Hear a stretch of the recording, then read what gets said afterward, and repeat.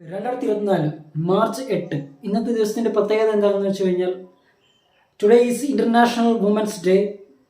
So ഇന്ന് world വൈഡും പല സ്ഥലങ്ങളിലായിട്ട് വുമൻസ് ഡേ സെലിബ്രേറ്റ് ചെയ്ത് വന്നുകൊണ്ടിരിക്കുകയാണ്. അപ്പോൾ ഈ ഒരു നിമിഷം ആദ്യമേ തന്നെ വുമൻസ് ഡേ വിഷസ് ഞാൻ നേരുന്നു. പിന്നെ അതുപോലെ തന്നെ ഇന്നത്തെ ദിവസത്തിൻ്റെ വേറൊരു പ്രത്യേകത എന്താണെന്ന് വെച്ച് കഴിഞ്ഞാൽ today is in India it is Shivaratri also. So Shivaratri ദിനാശംസകൾ ഓൾസോ ഐ എം വിഷിങ്. അപ്പോൾ ഞാൻ ശിവരാത്രിയെക്കുറിച്ച് എന്തായാലും ഇന്ന് ഞാൻ അതിനെക്കുറിച്ച് ഒന്നും സംസാരിക്കുന്നില്ല. കാരണം എന്താണെന്ന് വെച്ച് കഴിഞ്ഞാൽ ഇന്നും നാളെയുമായിട്ട് നമ്മുടെ അട്ടപ്പാടിയിൽ ശിവരാത്രിയുമായിട്ട് ബന്ധപ്പെട്ടിട്ട് 2 ദിവസത്തെ ഫെസ്റ്റിവലും കാര്യങ്ങളെല്ലാം ഉണ്ട്. അപ്പോൾ അതൊക്കെ ഒന്ന് വീഡിയോ ഷൂട്ട് ചെയ്തിട്ട് കുറച്ചും കൂടി എഫക്റ്റീവ് ആയിട്ട് അടുത്തൊരു വീഡിയോ നമ്മുടെ SK പ്ലാറ്റ്ഫോമിൽ നമുക്ക് ചെയ്യാം എന്നാണ് ഞാൻ ഉദ്ദേശിക്കുന്നത്. അതുകൊണ്ടാണ് ഞാൻ ഇന്ന് അതിനെക്കുറിച്ച് ഒന്ന് കൂടുതലായിട്ട് സംസാരിക്കാത്തത്.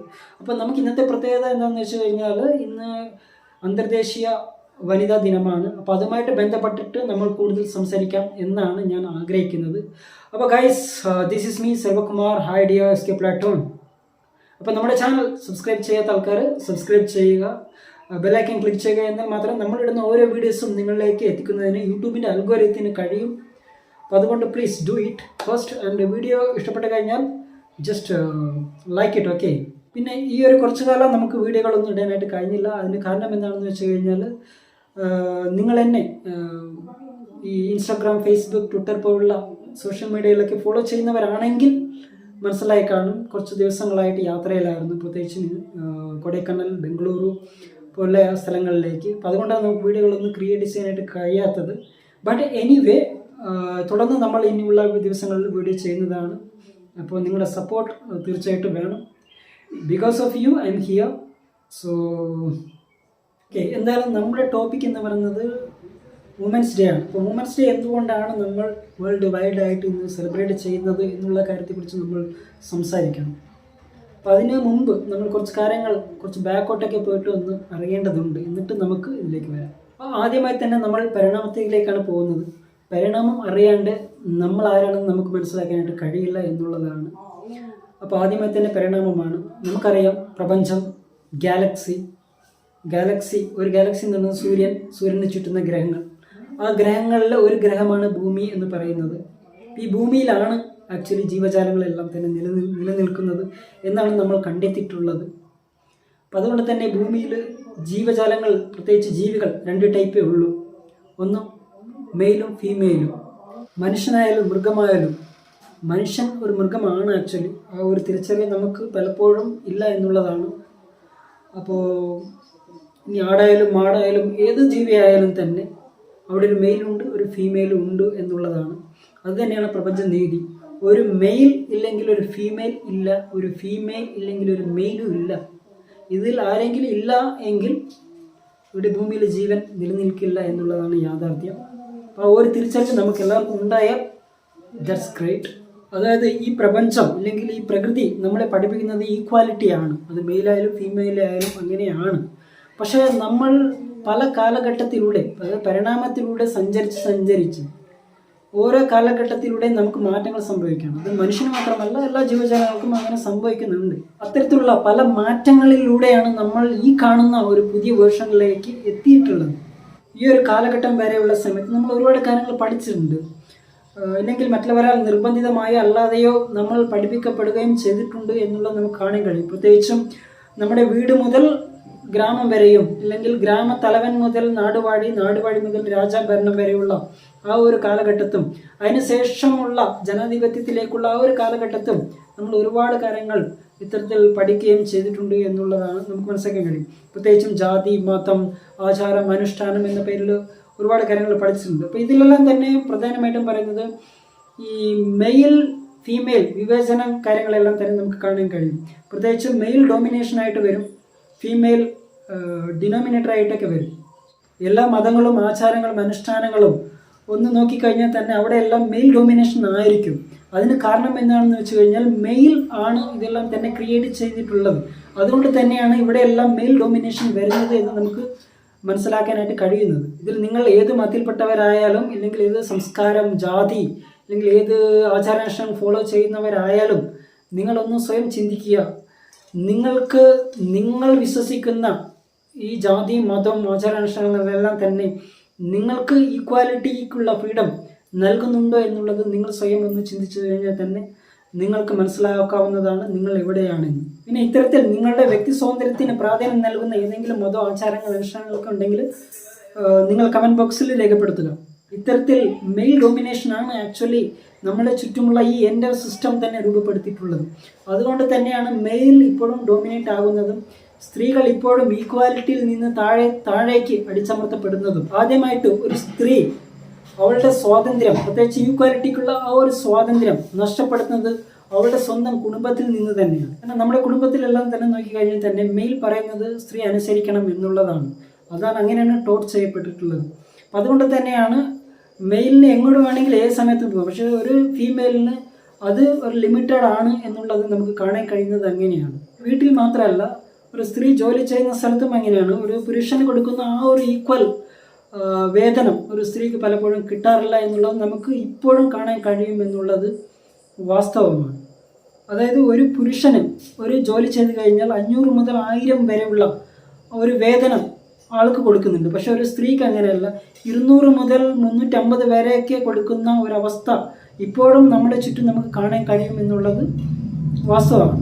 പിന്നെ ഇത് മാത്രമല്ല, ഇപ്പം നമ്മൾ രാഷ്ട്രീയപരമായിട്ടൊക്കെ നോക്കിക്കഴിഞ്ഞാൽ തന്നെ നമുക്ക് കാണാൻ കഴിയുന്നത് എന്താണെന്ന് വെച്ച് കഴിഞ്ഞാൽ ഈ അധികാരം എവിടെ ഉണ്ടോ അവിടെ എല്ലാം തന്നെ മെയിൽ ഡൊമിനേഷൻ ആയിരിക്കും ഏറ്റവും കൂടുതൽ. സ്ത്രീകൾ വളരെ കുറച്ച് പേർക്ക് മാത്രമാണ് അധികാരങ്ങൾ കൊടുത്തിട്ടുള്ളത്. അപ്പോൾ ഇതെല്ലാം തന്നെ ഒരു തരത്തിലുള്ള സ്ത്രീ വിവേചനമാണ് ആക്ച്വലി. ഇത് സംബന്ധിച്ച് പല പ്രശ്നങ്ങളും നമ്മുടെ ഈ ജനാധിപത്യ രാജ്യത്ത് ഇപ്പോഴും നടന്നുകൊണ്ടിരിക്കുന്ന ഒരവസ്ഥ നമുക്ക് പല മീഡിയയിലൂടെ നമുക്ക് കാണാൻ കഴിയുമെന്നുള്ളത് സത്യമാണ്. പിന്നെ ഇത്തരത്തിൽ പല മേഖലകളിലായിട്ട് സ്ത്രീകൾ പലതരത്തിലുള്ള വിവേചനങ്ങൾ നേരിടുന്നു എന്നുള്ളത് നമുക്ക് ഓരോ നിമിഷവും മനസ്സിലാക്കാൻ കഴിയുന്നതാണ്. സ്ത്രീകൾ നേരിടുന്ന രണ്ടാമത്തെ പ്രശ്നം എന്താണെന്ന് വെച്ച് കഴിഞ്ഞാൽ സ്ത്രീ സുരക്ഷ എന്നുള്ളതാണ്. അപ്പോൾ ഈ സ്ത്രീ സുരക്ഷ എന്ന് പറയുന്നത് വീട്ടിൽ പോലും സ്ത്രീകൾക്ക് സുരക്ഷ ഇല്ലാത്ത ഒരവസ്ഥ നിലനിൽക്കുകയാണ്. സ്ത്രീ സുരക്ഷയുമായിട്ട് ബന്ധപ്പെട്ടിട്ട് ഒരുപാട് നിയമങ്ങൾ നമുക്കുണ്ട്. പക്ഷേ പൗരൻ എന്ന നിലയ്ക്ക് നമ്മൾ എത്ര പേർ നിയമങ്ങളെ ഫോളോ ചെയ്യുന്നുണ്ട് എന്നുള്ളത് നമ്മൾ സ്വയം പരിശോധന നടത്തി കഴിഞ്ഞാൽ മനസ്സിലാകും. പൗരനുമായിട്ട് ബന്ധപ്പെട്ടുള്ള സിസ്റ്റം എത്രത്തോളം വർക്ക് ചെയ്യുന്നുണ്ട് എന്നുള്ളത് നമ്മൾ സ്വയം പരിശോധിക്കേണ്ടതും ഉണ്ട്. എന്ത് തന്നെ ആയാലും 2024 മാർച്ച് 8 ആയ ഇന്ന് അന്താരാഷ്ട്ര വനിതാ ദിനം നമ്മൾ ആചരിക്കുകയാണ്. മാർച്ച് 8 ഇന്ന് നമ്മൾ വനിതാ ദിനം ആചരിക്കുന്നുണ്ടെങ്കിൽ അതിൻ്റെ പുറകിൽ ഒരു ഹിസ്റ്ററി ഉണ്ട്. ആ ഹിസ്റ്ററി എന്താണെന്ന് വെച്ച് കഴിഞ്ഞാൽ 1917 റഷ്യയിൽ ഒരു വിപ്ലവം ഉണ്ടായി. ആ വിപ്ലവം എന്താണെന്ന് വെച്ച് കഴിഞ്ഞാൽ അവിടെയുള്ള വനിതകൾ അവർക്ക് വന്നിട്ട് 20 മണിക്കൂറോളം ഈ കമ്പനികൾ പ്രത്യേകിച്ചും ടെക്സ്റ്റൈൽസിൽ വർക്ക് ചെയ്യേണ്ടി വന്നു. അപ്പോൾ അതിലൂടെ എന്ന് വെച്ച് കഴിഞ്ഞാൽ അവർക്ക് കിട്ടേണ്ട വേതനം കൃത്യമായിട്ട് ലഭിച്ചില്ല. മാത്രമല്ല അവർക്ക് ആരോഗ്യപരമായിട്ട് ഒരുപാട് പ്രശ്നങ്ങൾ അവർക്ക് നേരിടേണ്ടി വന്നു. ഇതെല്ലാം മനസ്സിലാക്കിയതിന് ശേഷമാണ് അതിലൂടെ പല വിപ്ലവങ്ങളും അത്തരത്തിൽ നടന്നു. പിന്നീട് പല മാറ്റങ്ങളും സ്ത്രീകളുടെ റൈറ്റ്സിന് പരമായിട്ട് ഒരുപാട് മൂവ്മെൻറ്റ്സും അവിടെ നടന്നു. യൂറോപ്പിലും മറ്റ് അമേരിക്കയിലും അങ്ങനെ പല ഭാഗത്തും. അങ്ങനെയാണ് ഒരുപാട് വർഷങ്ങൾക്ക് ശേഷം 1975 ആക്ച്വലി UNA യുണൈറ്റഡ് നേഷൻസ്, അതായത് ഐക്യരാഷ്ട്രസഭ, അവരുടെ അംഗീകാരത്തിൽ മാർച്ച് 8 വനിതാ ദിനം ആഘോഷിക്കപ്പെടണം എന്ന് പറഞ്ഞുകൊണ്ട്, പ്രത്യേകിച്ചും ഇതിലൂടെ സ്ത്രീകളെ എംപവർ ചെയ്തുകൊണ്ട് അവരുടെ അവകാശങ്ങൾ നേരിടുന്നതിനും പിന്നെ അതുപോലെ തന്നെ അവരുടെ സ്വാതന്ത്ര്യത്തിനും ഈക്വാലിറ്റിക്കും വേണ്ടിയിട്ടുള്ള ഒരു ദിവസമായിട്ട് ഇന്നത്തെ ദിവസം ആചരിക്കുന്നത്. 2024 മാർച്ച് 8 ഇന്ന് നമ്മൾ വനിതാ ദിനം ആചരിക്കുകയാണ്. അപ്പോൾ ഈ ഒരു നിമിഷം എനിക്ക് നിങ്ങളോട് പറയുന്നത് as a men I respect woman, അതുകൊണ്ട് തന്നെയാണ് പറയുന്നത് നിങ്ങളുടെ സ്വാതന്ത്ര്യം എന്നത് നിങ്ങളുടേതാണ്. ഒരു മെയിലിന് ഒരിക്കലും നിങ്ങളെ ഡോമിനേറ്റ് ചെയ്യാനുള്ള ഏതൊരു റൈറ്റ്സും ഇല്ല. അത്തരത്തിൽ നിങ്ങളുടെ ശ്രദ്ധയിൽപ്പെടുകയാണെങ്കിൽ അത്തരത്തിലുള്ള ആൾക്കാർക്കെതിരെ നിങ്ങൾ നടപടി എടുക്കേണ്ടത് അനിവാര്യമാണ്. അതിന് നിങ്ങളുടെ എത്ര വലിയ റിലേഷൻ ആയാലും ശരി, നിങ്ങളുടെ ഫാമിലിയിൽ പെട്ട ആൾക്കാരായാലും ശരി, നിങ്ങളുടെ ലവേഴ്സ് ആയാലും ശരി, നിങ്ങളുടെ മറ്റ് സ്നേഹിതർ ആരായാലും ശരി, ഫ്രണ്ട്ഷിപ്പ് ആയാലും പോലും അത്തരത്തിൽ കാണുകയാണെങ്കിൽ അവർക്കെതിരെ നടപടിയെടുക്കുക. അത്തരത്തിലുള്ളവരുമായിട്ട് ബന്ധങ്ങൾ സ്ഥാപിക്കാതിരിക്കുക എന്നുള്ളതാണ് നിങ്ങൾ ശ്രദ്ധിക്കേണ്ട കാര്യം. പിന്നെ ഒരു വുമൻ എന്ന നിലയ്ക്ക് നിങ്ങൾക്ക് എന്തൊക്കെ റൈറ്റ്സ് ഉണ്ടോ അത് നിങ്ങൾ തന്നെയാണ് സംരക്ഷിക്കേണ്ടത്. അതിനുവേണ്ടി നിങ്ങൾ തന്നെയാണ് പോരാടേണ്ടത്.